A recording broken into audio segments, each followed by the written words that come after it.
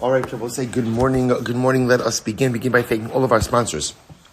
To thank our TALMUD TORAH sponsors for the month of Adar Aleph, Mrs. Selma Woolf, for dedicating all the Shiurim and drushos this month with immense gratitude for the refuos from Hashem and the merit of a refuah for all of those in need in the zchus of our soldiers and the merit Hashem in the zchus of the return of our hostages. The Schwarzbaum Family in memory of Rabbi Aaron Schwarzbaum, Aharon Yosef ben Meir, and the Lavine and Behrman families in memory of William Zev Shmuel ben Yisroel, our day of learning sponsors, Sandy Hoffman in memory of her father, Melvin Rudman, Meir Harush ben Shlomo Zalman, and of Steve Golaskov, sponsoring the Week of Learning in honor of the bris of his grandson, Mazel Tov Nochum David ben Eliyahu Baruch Halevi.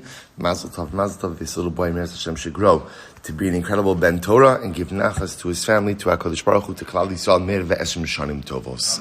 And of course, we dedicate all the Maseches Bava Kamala Ili Nishmas, Master Sergeant Eliyahu Michal Harush, Hashem Yikom Damo. We hope that in the merit of our TALMUD TORAH, his Neshama will have an aliyah and a family in Neshama. But so with that, let us begin. We have a lot to do today, but some really exciting and incredible Gemara. Today's daf is Kuf Tes Zayin 116. We are starting on Kuf Tes Vav 115b, and we are starting 2, 4, 6, 8, 10, 11 lines down from the top. Okay. So good. But it goes quickly. So it says, remember again, we were introduced to the Mishnah.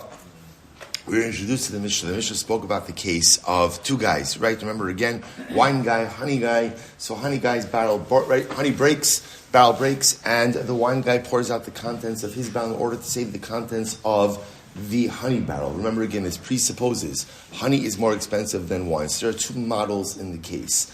Model number one is where wine guy just takes unilateral action, doesn't ask, pours out the contents. In that case, he is not entitled to any compensation for his lost wine. All he's entitled to is, what we'll call schar, labor. Conversely, if he says, listen, honey guy, I'll pour out my wine, but you're going to compensate me for my wine, and honey guy says, okay, then in that case, he's entitled to compensation for his lost wine. The Gemara is bothered by this, because essentially the Gemara says this, I don't understand. If the barrel is breaking, honey barrel is breaking, and the honey contents of the honey is beginning to pour out, it's hefker. So when wine guy dumps out the contents of his barrel and goes ahead and scoops up the honey, he should acquire the honey from hefker. That should really be what's happening over here. To which the Gemara explained, and the Gemara went ahead and the Gemara gave the case of a guy who was going ahead and carrying barrels of honey, wine or oil. He saw that they were breaking, so he has a great chab. What does he do? He's about to designate the breaking barrel as trumas and maasros. So the Gemara says, if you did that, it does not work. So that's where we're picking up. So remember, the Gemara answers this question in the middle. What was the answer in the middle? The answer in the middle was that the honey barrel had like netting around it. So as much as it was beginning to break, it wasn't going to be a complete loss because the netting was holding everything together. Now the Gemara jumps back to the Trumas and Maasros case. V'im amar lo amar klum.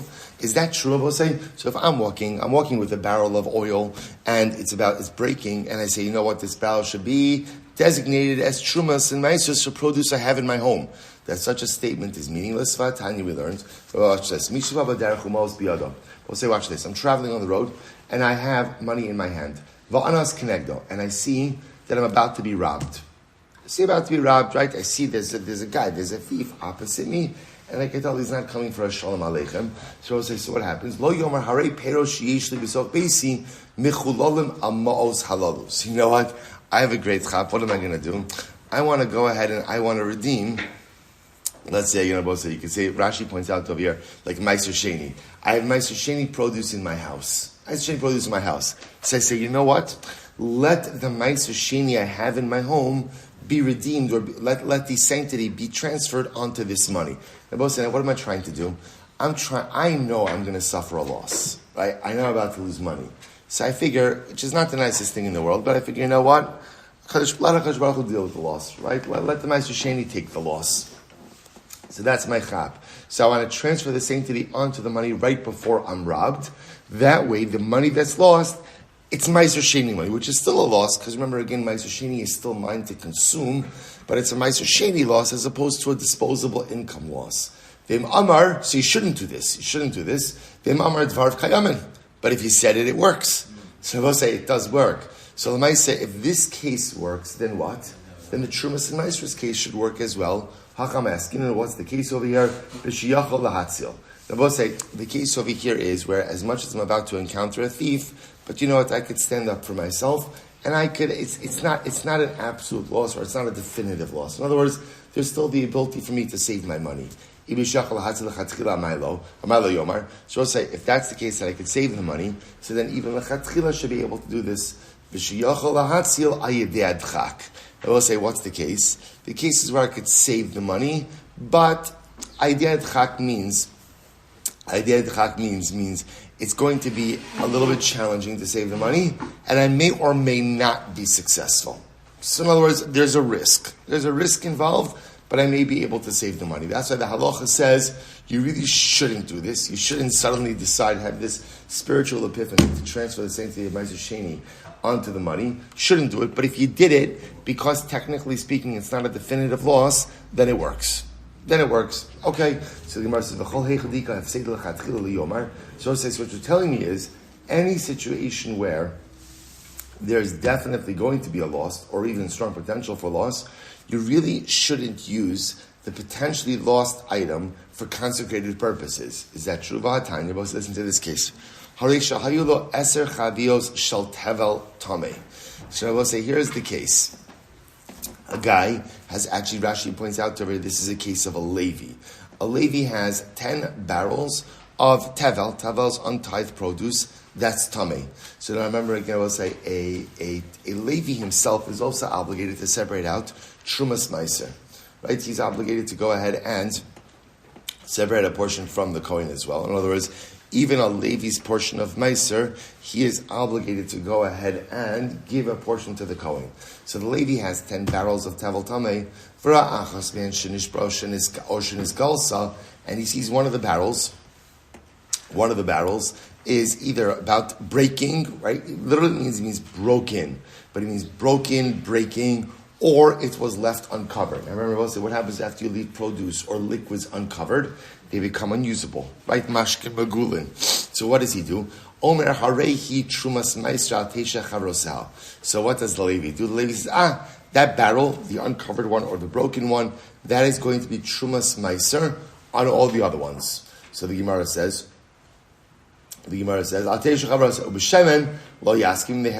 shouldn't do this with oil, because we're both saying with oil, this will result as a total loss for the coin. We'll come back to that in just a moment. So the Gemara says, so what do you see from here? You see you're allowed to do it. Now we'll say, now again, this is a case of a loss also. In other words, here the barrel's about to break. The Levi's designating it as Trumas Meiser.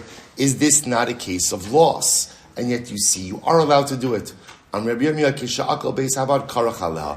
the case? The case of says where you had this netting wrapped around the barrel. So it's kind of like the previous answer we gave before. Namely, it's breaking, but it's not going to necessarily be a total loss because this netting is holding the barrel together. Okay, Gemara says fine. So so we'll say, so you've answered up the case of where the barrel is breaking. So now it turns out we'll say that this case over here of where the Levi is designating the quote-unquote broken barrel as Trumas Meiser is what case where even though the barrel is breaking, it's not a complete loss. Why? Because the netting is holding everything together. Fine. What about the case of Niskala? Right? What about the case ultimately again of where it was left uncovered? In other words, isn't leaving it uncovered, isn't that a total loss? So the Gemara says, if it's left uncovered, what could the Kohen use it for? So I'll say maybe it's usable for sprinkling. As well as say people would often sprinkle wine, or for that matter, again, aromatic oil, like potpourri, like air freshener. Vatanya, the Gemara says, but once we learned in the Brisa, ma'im shenis galu. We'll say, remember again, the concept of mashkin mugulin, we've seen this before. What's the issue of mashkin mugulin? What are we concerned about? Snake venom. We're concerned that if you leave liquid exposed or uncovered overnight, that a snake could come along and inject its venom into it. So the Gemara says, we learned in the Raisa, ma'im sheniskalu, hareza lo yishavchim b'rshus harabim. So we'll say, if you have water that was left uncovered, by the way, when we say water, it's not just water, it's any liquid. left uncovered overnight, you shouldn't just spill it into Rosh Hashanah. You shouldn't use it to go ahead and knead mortar. You shouldn't use your say people would sometimes sprinkle water. They had dirt floors. So you would sprinkle water in order to keep the dirt from rising, the dirt on the floor. And you shouldn't use it to water your animal. Nor your friend's animal. So the idea over here is, from Mashkin Magulin, it sounds like from the Raisa, that you really shouldn't use it for anything. Right? So even for ziluf, even for sprinkling, Bepashtos, that wouldn't be good. To which the Gemara says, no. What's the case of Osai? Whereas, although you left it uncovered, you run it through a strainer. And if you run it through a strainer, that'll pick up any venom. Like Rabbi Nechami. Desanyo, misnenes yesh ba mishum gilui. Even if you run it through a strainer, ultimately, again, it is still considered to be an exposed liquid. Rabbi said, now what does that mean? When is that? That's only if the lower utensil, was left uncovered. I will say, just the model that they're explaining over here is, what they're doing is, they're straining, if you can imagine, you're straining the liquid through an upper utensil and it's going into a lower utensil, like a double strainer. So the Gemara says over here, when is it that so the Gemara says, if the lower utensil is left open, then ultimately again it's magulin. But if the lower utensil is covered, then even if the upper one is uncovered, right? Then there's no gilui. I will say, as long as the lower utensil, which is the utensil that the liquid is being strained into, is covered, then you're good to go. Why? Because we'll say, so apparently the snake venom is a bit thicker than the normal consistency of liquids, and therefore, again, as long as you're running it through a strainer, the Gemara says it's going to get caught in the strainer. However, lo shanu ella shelo tarku, aval tarku aser. But I will say this only presupposes that you did not mix the liquid. In other words, when does the venom kind of get siphoned off in a strainer? When it has not been actively mixed into the liquid. However, if it's been mixed into the liquid, then einachinami, even if you run it through a strainer, because it's thoroughly mixed in, you won't pick it up through the strainer. Hasam nami, afshar demanach midi apuma dechavisa the shafile. Even in that case, the Gemara says there is something you can do. I will say if you use, essentially, Rashi points out to here, like a cloth. If instead of a strainer, you go ahead and let's say you put a cloth on top of the barrel, pour that wine through a cloth, even mixed liquid, that'll be able to get out the venom. So I'll say, so it's interesting. So apparently, if the venom was injected but it wasn't mixed, then a regular strainer will be able to strain it out. If the whole thing was mixed, then the venom gets mixed into the rest of the liquid. Then only if you pour it through a cloth, the venom will come out or will be separated out. Okay, Rabbi Nechemia, mi tarminan. So it says, Rabbi Nechemia, ultimately again, would you be permitted to go ahead and separate this out? Right, as true. And Rashi says over here, Rabbi Nechemia, Hy'd dalet chavios, Rabbi Nechemia, meet to yud chavios. Sorry, mitar minan minatame ala tame. Now, what's going to Rabbi Nechemia? Can you go ahead and utilize tame produce for truma on other tame produce? So the Gemara says, mitar minavatanya, tame minatame ala tame. Rabbi Nechemia says you could. Right, I'm sorry. The Brisa says you could take truma from tame produce on tame produce, uminat tara ala tar, and from tar on tar, uminat tara ala tame, and tar produce on tame produce. Avol lo minat tame ala tar, but you cannot go ahead and utilize tame produce to separate it out as truma as tar produce. Rabbi Nechemia omer af min hatame al hatame lo hitiru l'trom. Ella b'shel demai.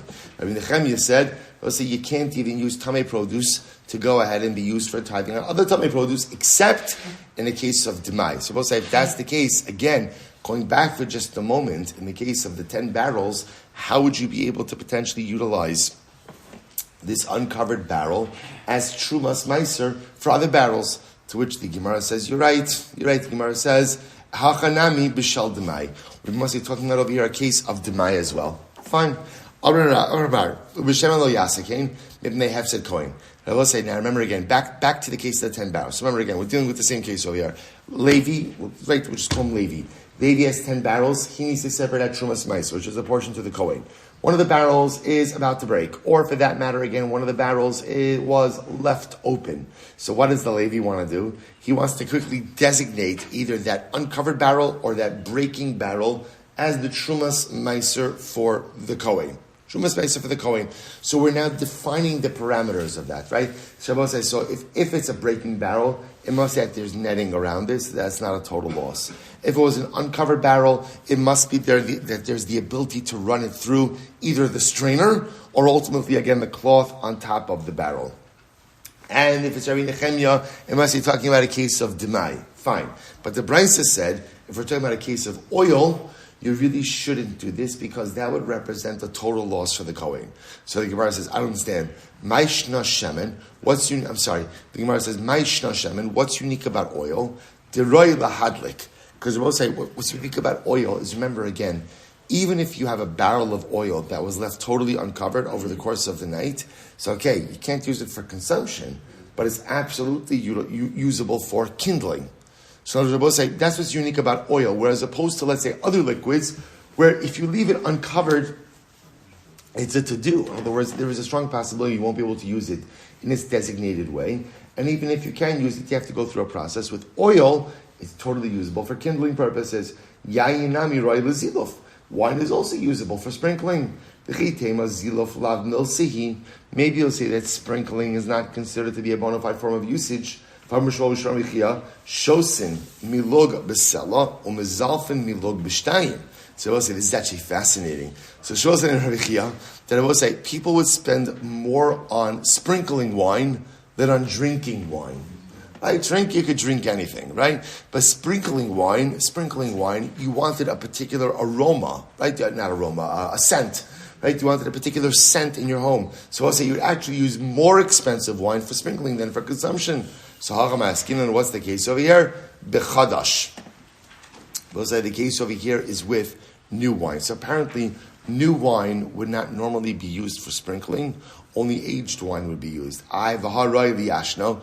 So you know what the good news about new wine is? Good news about new wine is just keep it for long enough and it becomes old wine.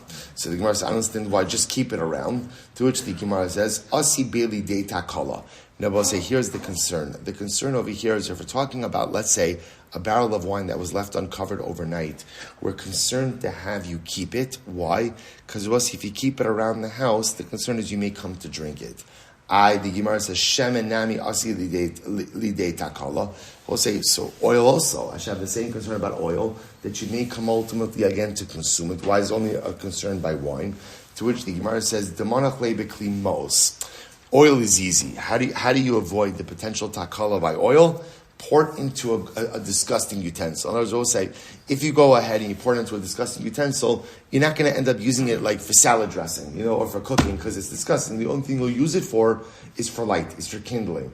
The Gemara says, Yayin nami monach lebiklimos. So do the same thing with wine. Just put it in a gross utensil. That way you won't come to go ahead and consume it. The Gemara says it doesn't make any sense. Hashalazila kabayle biklimos kamanachle. I will say, you're going to use, the only thing this wine is really usable for is sprinkling. So you're not going to put it in a gross utensil. Why? Because you're going to say the gross utensil is going to impact its scent. It doesn't make any sense. To which the Gemara says, listen to this. Utakala atzma tanaihi. Now I will say, this is actually really fascinating. This whole discussion in general about maintaining something that is prohibited for use, right? So maintaining something that is prohibited in my home, lest I come to go ahead and use it inadvertently, that whole discussion is a machlokes. Watch this. This is so fascinating. Disanya. Chavish shel yayin shel truma shenitmes. So now watch this. The Brisa says as follows. Person has a barrel of wine, truma wine, that became tameh. So whatever the case, Rabbi said, I have a barrel of truma wine. Now, by the way, this could be either I'm a Kohen and I have a barrel of truma wine, or I'm Am Yisroel and I have truma that I have not yet given out. But lamaisa, it became tameh. So what do you do with it? So Rabbi Shammai says, about the top of Kuf Tezayin 116a, Rabbi Shammai omrim tishbo chakol. Rabbi Shammai says, pour it out. Pour it out as truma tmeya. There's nothing to do with truma tmeya. And I just want to point out over here, remember, this is wine. Oil is unique because oil could be used for burning, for kindling. Remember again, you have to destroy truma tmeya. Just the difference with oil is, there's nothing that says you can't get benefit from it as you're destroying it. But really it only applies to oil. So if, let's say you have a barrel of truma tmeya, a barrel of truma wine that became tamei, Beis Shammai says, pour it out. Beis Hillel says, taza ziluf. Beis Hillel says, no, you could use it for sprinkling, aromatic sprinkling, potpourri.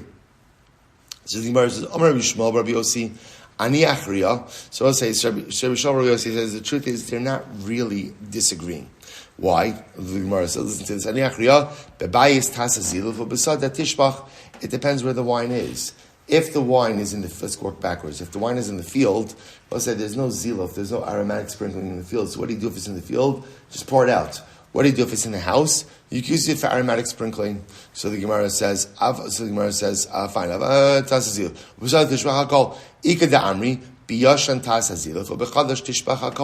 Others say, no. What it means is like this, or what Rabbi Shmuel meant to say is like this. With old wine, right, aged wine, use it for ziluf. New wine, pour the whole thing out. They said to Rabbi Shmuel, ein hachrosh liches machras. They said to Rabbi Shmuel, ultimately again, it doesn't make any sense. Your answer doesn't make any sense. We'll say, why doesn't your answer make any sense? Because it's not Rabbi Shmuel is coming along and introducing new criteria, right, in the field versus the house, new versus wine. So they answer back to Rabbi Shmuel, that's not the Maseches Hashem Beis Hillel. Maseches Hashem Beis Hillel is, are you allowed to maintain something that is prohibited for a prolonged amount of time? Beis Shammai says no. Beis Hillel says yes. It has nothing to do with where the wine is located, and it has nothing to do with whether or not the wine is old or new. We'll say, isn't this incredible? We'll say there's such a Musar Haskell. So the point over here, we'll say, is this concept, which is really interesting about, are you allowed to maintain something which is prohibited for a prolonged amount of time? Apparently, is the fundamental machlok is Beis Shammai and Beis Hillel, right? Beis Shammai saying no, pour it out. Beis Hillel saying yes, you can. But say, by the way, the Rambam Paskin is with Truma Tameya, like Beis Shammai, and therefore, if you have a barrel of Truma Tameya wine, you got to just pour it out. You can't maintain it. You got to pour it out immediately. So I just mentioned there's a tremendous Musar Haskell. What was Rabbi Shmuel trying to do? I would say, what was Rabbi Shmuel trying to do? Rabbi Shmuel was trying to go ahead and make shalom. Right? He was trying to say, Chevra, there's no machlokes over here. There's no machlokes. Right? Beis Shammai are really agreeing. They're just talking about two different cases. I will say, whereas shalom is a beautiful thing, and reconciling differences is a beautiful thing, sometimes in life, one must accept that there are irreconcilable differences. There's machlokes. There's machlokes in the world. There are differences. Now, by the way, machlokes doesn't have to mean animosity, right? Machlokes doesn't have to mean that we're at each other's throats. But lamaisa, sometimes in life you cannot reconcile certain opinions. We spend so much time sometimes trying to get everybody on the same page about things, and sometimes it's just good to accept there are differences of opinions, and it's okay. They're not going to get them on the same page. We're not going to reconcile. But the goal in life, certainly the goal within our people, is to be able to create shalom even with irreconcilable differences. Even if we are never going to be on the same page, we're never going to agree, we're never going to see eye to eye, we're never going to get close, we're never going to be a Rabbi Shmuel. Rabbi Shmuel is trying to get Beis Shammai on the same page, and they say, Rabbi Shmuel, what are you doing? What are you doing? It's the Shammai, it's two different opinions, irreconcilable differences. But it's okay. You know why? Because Rabbi say, they're still on the same exact line of Gemara. Right? They're still on the same line of Gemara. You could be together, you could be biyachad, even with irreconcilable differences. Incredible. Let's go back there. So I'll say, so back to the Gemara. So remember again, this is great. It happens to be, this is a great case. So remember, back to our original Mishnah. Honey and wine, right? So honey guy, barrel breaks, wine guy dumps out the contents of his barrel, saves the honey. We're now focusing on case number 2. Case number 2 is before a wine guy dumped out his barrel. He says to the honey guy, listen, I'm going to save your honey, but I need you to compensate me for my wine. Right? Honey guy says, okay. So then what does the Mishnah say? The halacha is honey guy has to compensate wine guy for the contents of his barrel. Beautiful. Amai. The Gemara says, why does honey guy have to compensate wine guy? Let him say, I was just kidding. I was just kidding. Why was I just kidding? Let him say, look, I really needed you to save my honey. I told you whatever you needed to hear in order to save my honey, but I'm not really compensating you for the value of your wine. The Gemara says we have precedent. Listen to this. Let's say a guy was running away from jail. So, right, Reuven was incarcerated. Baruch Hashem, he was able to escape. And what happens? He gets to the bank of the river. And there was a guy with a boat in front of him. Amrlo told dinar vevirani. And I will say what happens. Let's say normally the boat right across the river costs $20. And Reuben says to the boat guy, I'm going to give you $1,000 if you cross from the right. Get me across the river. Boat guy says, of course. Eino elas scharo. So we'll say, what's the halacha? The boat guy is only entitled to his normal wage. Normal wage. The Gemara says, why? Because Reuven can say to the boat guy, listen, I was running from jail, right? I needed to escape. I told you whatever you needed to hear in order to go ahead and get me across the river, but I never really meant to commit to such an exorbitant amount of money. Of course, I'll pay you for the normal value of the journey, but Lamaisa, I don't have to pay you. I don't have to pay you $1,000. So the Gemara says, so why don't we say the same thing over here? So why don't we say the same thing? In other words, really, again, when honey guy said to wine guy, I'll pay you, what he really meant was, I'll pay you the value of your labor, but I'm not going to start compensating you for the value of the lost contents of your barrel of wine. The Gemara says, Halo dami elo l'seifa. So we'll say, no, it's not really comparable. If you want to compare our Mishnah, compare the Mishnah to the Seif of this Brisa. What's the Seif of the Brisa? So Amrlo told dinar zeh b'scharcha v'havirani no sin lo scharo mishalim. So we'll say, now listen to this. And the same thing in the boat case, in the barge case. So if Reuven told to the boat guy, if he said, listen, take this dinar as your wages. In other words, he was a bit more explicit. And he said to him, I'm going to pay you this as a wage. Not, I'll pay $1,000, get me across the river. But again, a more specific statement. Take this dinar. Take this amount of money as your schar, then I will go, and then he's obligated to pay. So the Gemara says, Mashna Reish, Mashna Seifa. I don't understand what's the difference between the first two cases in the Brisa. Amrei Barchama, Bitsayod Hashola Dogim Min Hayom, Va'amrlei Afsiretani Kavari Bezuza. So we'll say the difference in the two cases I will say is that in the Seifa, so the boat guy could say to Reuven as he's running away, listen, I'm a fisherman, and you decided to use my services, but by doing that, I had to give up fishing revenue.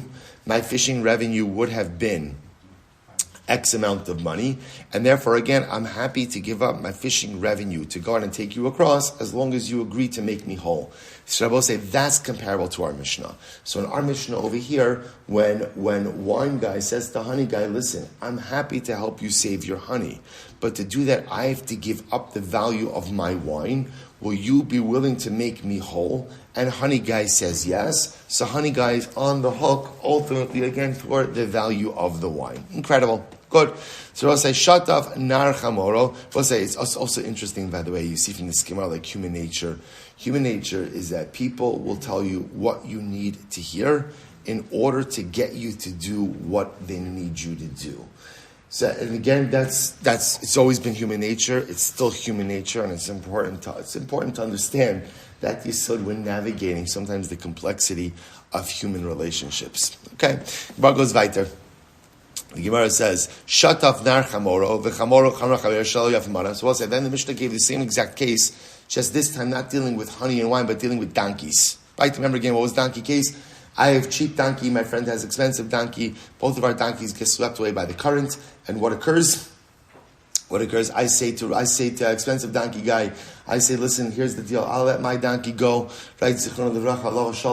And I'll rescue your donkey, but you'll make me whole for my donkey. Again, if I do it unilaterally without asking, I have no right to compensation. If I ask and he says yes, then he owes me the value of my cheap donkey. Okay, says the Gemara, I understand. There's obvious question. Both cases are saying the same thing. So why do you need to illustrate the same principle with two cases, right? Case number one is honey and wine, and case number two is cheap donkey and expensive donkey. Why do you need both cases? I'll tell you why. If it would have just said the first case of the honey and the wine, so Rabbi say in the case of the honey and wine, it's different, right? Why? Because Rabbi say in this case, the owner of the wine is actively pouring out the contents of his barrel in order to go ahead and save the contents of the honey, right? The honey. So Rabbi say, so that's the case. That's the case where again, halacha l'maisa, the Gemara says that if the owner of the barrel explicitly says, I'm pouring out the contents of my wine to save your honey, that's when the honey guy is on the hook. Aval hacha dememela nema ein lo ala scharo. I will say, but maybe in this case over here, where it's the current that's doing the work. In other words, no one is actively taking a loss in order to go ahead and save anyone else, right? But rather, again, it's the current that's doing the work. Maybe I'd say again that the owner of the inexpensive donkey is not entitled to any level of compensation. Or I should say, he only gets the value of labor, but doesn't get the value of the lost donkey. Maybe it's just had the second case. Maybe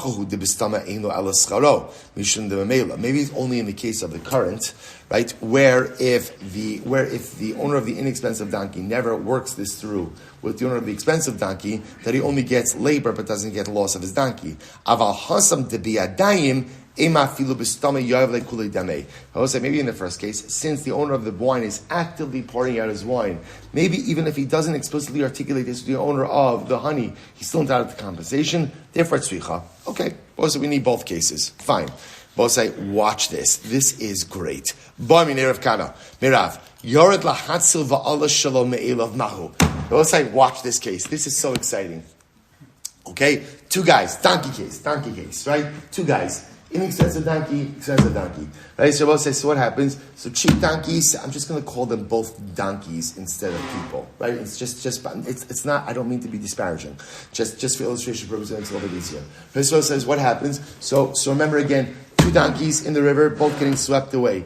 Inexpensive donkey says to expensive donkey, here's the deal. I'll let my donkey get washed away. I'll go ahead and save yours, but you're going to make me whole for the loss of my cheap donkey. Right? Expensive donkey guy says yes. So what happens? So inexpensive donkey guy says a tearful goodbye to his donkey. They had good years together, but life must move on. Lets him get washed away. Fine. He rescues expensive donkey. Lo and behold, what happens? So also what happens? Inexpensive donkey saved itself.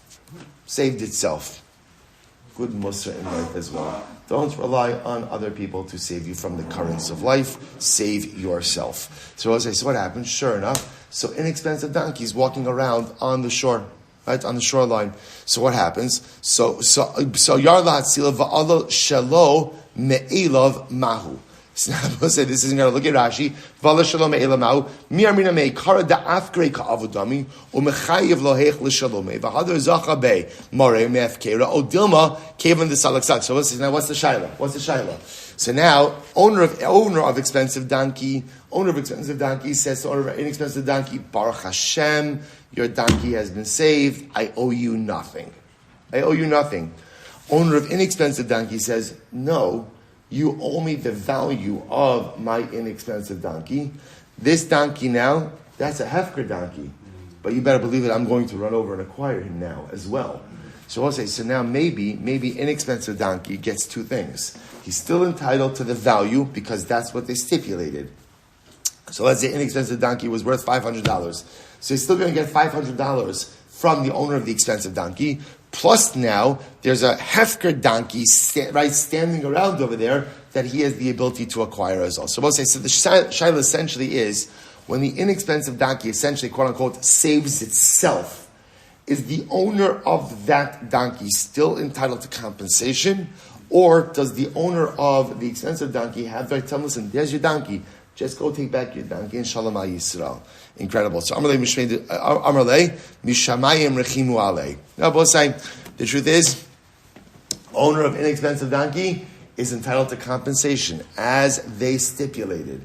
And clearly, HaKadosh Baruch Hu loves the owner of the inexpensive donkey. And HaKadosh Baruch Hu had Rachmanas on him and saved his donkey as well. But that donkey, Rabbi say, that inexpensive donkey, that's hefker. So now, his prior owner has the ability to go in and reacquire him and actually walk away, Baruch Hashem, both with the money as well as with the newly reacquired donkey. So we'll listen to this. This is an incredible story. Rav Safra was one time traveling with a caravan. It's actually so beautiful. So there was a lion that accompanied the caravan. This was a miraculous lion who accompanied the caravan, watching the caravan from predatory animals as well as from robbers. So we'll say every night they gave the lion a donkey to eat.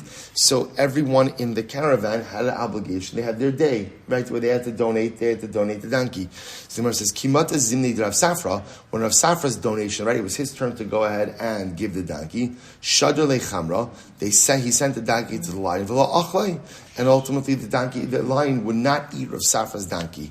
Kadim Rav Safra v'zakibe. So we'll say, here's what happened. By giving the donkey to the lion, so essentially Rav Safra made the donkey hefker, right? Now once he saw that the lion did not want to eat the donkey, what did he do? He reacquired it. Amar le Ravacha medifti l'Ravina, lama le lemiskibe. I don't understand, why did Rav Safra have to reacquire it? Nihi dichi afkare adaita da arye afkare. Adaita de kuli amalo afkare. When Rav Safra gave it over to the lion, I will say, then what? In other words, he was giving it over to the lion to eat. He wasn't making it generally hefker. So why did he, except the lion didn't eat it, he obviously required it. Why did he have to do a formal act of reacquisition? Rav Safra, the Rav Safra was just doing it at the end of the day so that there shouldn't be any level of machlokes. So I will say, but the point over here is that what? The point over here is that they didn't say, well, Rav Safra, well now, again, it's not really your donkey, you gave it up, and therefore if the lion didn't eat your donkey, then let's redistribute, right? Let's reassess, because you have to share in the cost. Rather, we don't say it. What do we say? Mishamayim rechimu. Rav Safra did his part. He offered up his donkey. The lion didn't want to eat his donkey, and that's it. Shalom Yisroel. That's an extra benefit that accrued to him from Shamayim. The Rabbi say same thing over here in this case.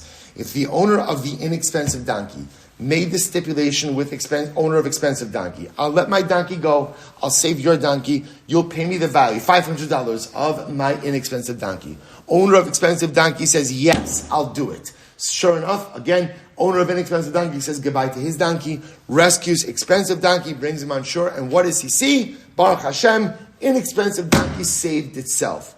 So we'll say, so now, first of all, status of inexpensive donkey. What's the status? Status? Hefker. But I will say, so now, owner of an expensive donkey is entitled to compensation from owner of expensive donkey, and if he's fast enough and he could reacquire his inexpensive donkey before anyone else does, then he makes out Baruch Hashem with the profits. Then why? We say, Mishamayim Rechimu. HaKadosh Baruch Hu had Rachmanas and ultimately gave him this potential for a payout, for a payday. Incredible. Weiter.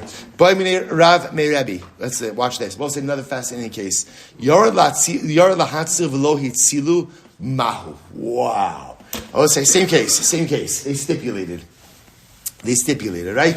So we'll say, so what happens? So now, same case. Owner of inexpensive donkey says to owner of expensive donkey, I'll let my donkey go, and I'll save your donkey, you'll compensate me for the value of my lost donkey. Owner of expensive donkey says, great. What happens? So owner of an expensive donkey goes to save expensive donkey, but he was unsuccessful. The current was too strong, he was unsuccessful. So I was saying, now what's the shaila? Is he still entitled to payment? In other words, he did not succeed. He tried to save expensive donkey, but he did not succeed. So the shaila is he still entitled to compensation for his lost inexpensive donkey? So Amar lo zu sheila. So he says, this is a good question. Ein lo ela scharo. But Allah Chalamaysa, no. If he was unsuccessful, in other words, we'll say he was, so to speak, contracted to accomplish something specific. What was he contracted to do? He was contracted to save the expensive donkey. He did not save the expensive donkey. If you did not fulfill the contract, then you're not entitled to compensation. Now, again, he is entitled, Rabbi say, to what? To labor. Right? Labor, time, whatever, however you calculate that. But Lamaisa, you only get the value of the inexpensive donkey if you fulfilled that which you were contracted to do, which is to save the expensive donkey. You didn't do so, therefore no compensation. Eisvei. So what's the Zay Kasha? Sochas Hapoel on the days. Somebody go. But I just want to point out, by the way, we already have done a blot Gemara for today. I just want to point that out. It's important. Different blot. But again, so the Gemara says as follows. This is now bonus. Hasochas Hapoel. We'll say, watch this. I hire a worker. Top Kuftazan 116b. Actually, a great case. Lahavi Kruv Udumaskanin Lachola. So we'll say, so what happens? Durmaskanin, sorry. I go ahead and I hire a worker. Really means like a courier to go ahead and bring kruv is like cabbage, right, or beets, or durmaskanin, quinces, right, fruit to a chola, to a person who's ill. V'halachim l'sal shemeis o shehivri. And the shliach shows up there, and what happens? It turns out that either the chola died, or better, Baruch Hashem, he got better. So as I say, so what's the point over here? Is that the courier didn't need to do the thing that he was hired to do. Right? He was hired to bring food or fruit, right, to a chola, and the chola no longer needed it, either because he died or he was healed. So we'll say, what's the halacha? No selo schar mishalim. You have to pay the courier in full. Right? Now we'll say, what do you see from here? That even though you hired him to do something which is now unnecessary, lemaisi, you still have to pay him. So why don't we say the same thing over here? Right? At the end of the day, owner of the cheap donkey tried. He tried his best. Lamaisa, again, he couldn't do it. He should still be entitled to payment. To which the Gemara says, that is not a good comparison. Me, dummy. Hasam avich liach shichusei. I will say, here is the difference. The difference is that, Allah lamaisa, you hired a courier to deliver something. I will say, did he deliver it? Yes. In other words, you didn't task him. His job wasn't to heal the chola, right? That wasn't his job. His job was, take an object from point A to point B. Did the shliach take the object from point A to point B? Yes. The status of the recipient is almost absolutely unequivocally irrelevant. That's why he's still entitled to payment. However, again, hacha lo avid shliach shlichusei. I will say here the shaliach did not perform his agency. What was his agency? Rescue the expensive donkey. And I will say this is how the Rambam paskins that Allah chalamaisa in a case where owner of the cheap donkey. Again, I will say they arranged it all, right? I'll give up my cheap donkey. I'll rescue your expensive donkey. Owner of expensive donkey says, great, let's do this. And again, in the case where the owner of the cheap donkey was unsuccessful, he does not get paid. He gets paid for labor, for time and labor, but he does not. If he doesn't rescue the expensive donkey, he does get also a tremendous Musar Haskell. You know, I'll say sometimes in life, effort is enough. I will say, but sometimes in life, it is all about results. If you don't deliver results, it's a failure. And I will say, knowing which is which, and again, this is an interesting dialectic that we have in our spiritual lives as well. On one hand, again, we always speak about just try, right? Just put in the effort. HaKadosh Baruch Hu loves effort. It's true. The only thing that HaKadosh Baruch Hu loves more than effort are results. And sometimes in life, we let ourselves off a little too easy by thinking, I tried, yeah, but I know that had I tried a little bit harder, a little bit longer, or a little bit more, I could have delivered results. So again, I will say, sometimes in life you do get credit for the effort, but a lot of times in life, HaKadosh Baruch Hu is expecting results, and failure to deliver those results, ultimately, again, there's no schar for that. You don't, in other words, or state a little bit differently, you don't always get an A for effort. Okay, let's go back there. Such good Gemara. All right, we'll say great case. All great cases. There was a caravan that was traveling through the desert. So I'll say this is fascinating. And then what happens? The caravan was about to be held up, right? About to be robbed. So we'll say now the unwritten piece over here is, but they paid off. They paid off the thief, right? They paid off the thief, right? They paid off the thief. So I'll say, so now what's the shaila? Shaila is, how do you divide up the payment, right, amongst the members of the caravan? So the Gemara says, so I'll say this is fascinating. So essentially what we do is, we don't just divide up the money paid by the number of people in the caravan. Rather, I will say, what do you look like? You divide it up essentially according to wealth. Right? The caravan, let's assume, let's say the caravan is transporting money. Right there, for argument's sake. So we don't say, okay, there's 10 guys traveling in the caravan, everybody pays the 10. No. Reuven's transporting X amount of money, and Shimon's X amount of money. So we divide up the amount of money paid proportionate to the amount of wealth that each person is transporting. Incredible. Interestingly enough, if they went ahead and they hired a tire, I will say tire is a guide. So let's say the caravan hired someone to help the caravan navigate. In other words, the caravan doesn't want to get held up. So you have to avoid certain neighborhoods. You have to avoid certain routes. So in that case, over there, in other words, the cost for the tire, the cost for the guide, that's divided up equally amongst the number of participants in the caravan. So the Gemara says, but the truth is, a lot of times there's also like a minhag makam, all right? Or a minhag, in this case, the minhag of the donkey drivers. Let's say there's like established practices. So the Gemara is talking kind of in the abstract over here, right? You pay the ransom money, so ransom money ultimately, again, is divided up in proportionate to wealth. Or you hire a guide, that's divided up equally amongst the number of participants in the caravan. But the truth is, you go according to whatever the local minhag, whatever the local custom is. Okay. So it's fascinating. Let's say you have a group of donkey herdsmen. Yeah, donkey shepherds, donkey drivers. Yeah, good. David, which one was it? To which one? Either or. Okay, excellent. Good. All right, good. We have such a knowledgeable bunch here, by the way. Such like an array of information. All right, so we're traveling. The idea over here is you have a group of people traveling with donkeys, right? Donkey shepherds, let's just call it. Donkey shepherds. So therefore, they're traveling together, watching a herd of donkeys. So they have an agreement amongst them that if someone loses a donkey, the rest of the group chips in to replace the lost donkey. Or I will say there's a benefit to making sure that the herd is whole. Why I will say, because remember, the whole chap over here is they also have joint responsibility to watch the herd. So what's the chap? A person is only going to feel an achrayus to watch the herd if they have skin in the game. And in this case, a donkey in the herd. So therefore, halacha l'maisa, if one of the members of the herd loses a donkey, everyone, it's like a stipulation amongst the chevra that will replace his lost donkey. Okay? Bekusya ein mamidin, shlo bekusya mamidin lo. I will say now, of course, this is only if he wasn't negligent, right? If he was negligent and he lost the donkey, so then we're not memali is chisar, right? We don't make up for the lost donkey. If he wasn't negligent, then we make up his loss. V'im amar tnuli va'ani eshmar ein shomer. I will say it's interesting. So let's say Reuven's part of the chevra. Reuven's donkey dies. Reuven says, you know what, chevra, do me a favor. Instead of buying me a new donkey, give me the money. Right? And don't worry, I'm still going to participate in watching the herd just as well. So the Gemara says, no, we don't listen to that. We don't give him money. We will replace the donkey.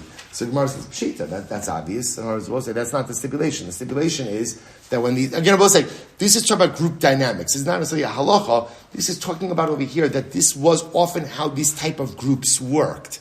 So the Gemara says, of course we have to give him money. So the Gemara says, then we'll say, the case over here is where Reuben had two donkeys. One of them died, but there was still another one. So he says, Chavra, just give me the money for the one that was lost. I'll still participate in guarding the flock or guarding the herd, because again, I still have a donkey there. To which the Gemara says, "My detema ha come into like kamash malon shiny nitirusa dechad nitirusa de betray." So the answer is the Gemara says we don't give him money, rather we replace his donkey. Why?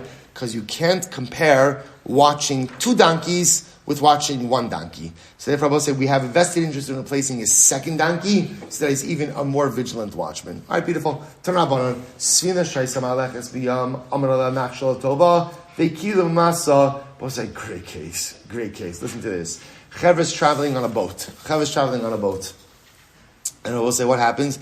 The wave is about to capsize the boat. Mamish, an episode out of Sefer Yonah. Right? The wave is about to capsize. So we'll say, so what do you do? It's good to know. What do you do if you're on a boat and a wave is about to capsize the boat? What do? You throw stuff overboard. So how do you do it? V'hikil masa, mechashen lefi masoi, ve'in mechashen lefi mamon. So Rabbi said, this is actually very interesting. Rashi. Mechashen lefi masoi, im hishlich zeh meil litrin zav, So we'll say, so now what happens? So you can imagine the scene. So let's say you're throwing stuff overboard. So what happens? Everybody's throwing stuff. So we'll say, so they start cheshboning, right? Reuven says to Shimon, listen, you know what? I've got 100 pounds of gold on board. You've got 100 pounds, of barley. So, you know what? I take one for the team, right? Throw over your stuff. The Gemara says, no, we don't do that. Rather, again, everybody throws overboard equal weight, and Abba say we don't start cheshboning who has more valuable cargo. Abba say, it's a tremendous yisod. Death or the potential of death is the great equalizer, right? It does not matter. You have expensive cargo. You have inexpensive cargo. We need to lighten the load. So therefore, the Gemara says everyone shares equally. In other words, we don't care what kind of cargo you have. Rather, they decide, okay, everybody's got to offload 25 pounds of cargo. You've got gold. You've got barley. It doesn't make a difference. Everybody offload 25 pounds. But I will say, but a lot of times boats, right? Again, chaver, the travel by boat, they have agreed upon customs. So again, the Gemara is just looking at the abstract. In the abstract, if you have to lighten the boat, everyone shares equally. But whatever the custom is, that's what you follow. So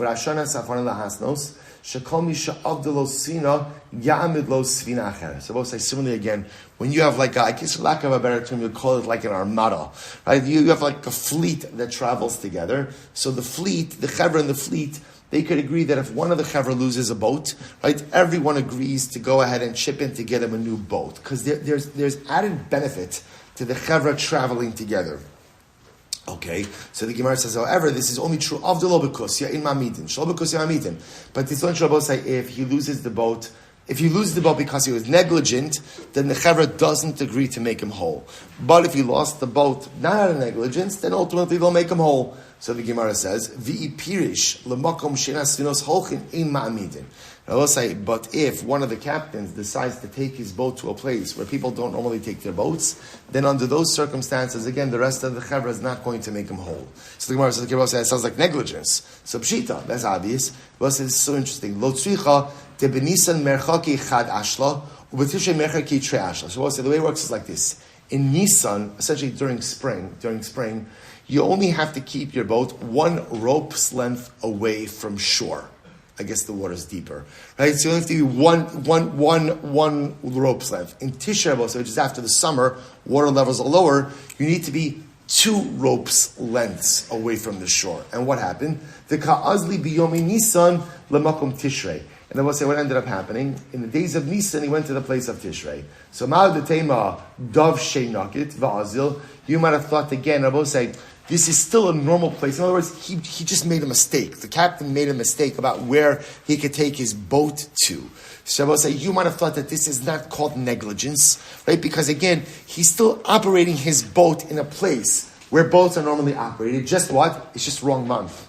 It's just wrong month, wrong season. And you might have thought maybe this is not negligence. Kamash Malon, it's negligence. Kamash Malon, it's negligence. All right, I will say, you know what?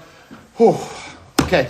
Okay, good job. We'll stop over here for today. We'll say tremendous shkach. We're pretty much there. Pretty much right back on target. We'll say tremendous stuff. I'd urge you again. We'll say these are the kind of Gemaras. Look over them again. There's so much more than what we've studied here. I will say, but what a system together. Shkach, everyone.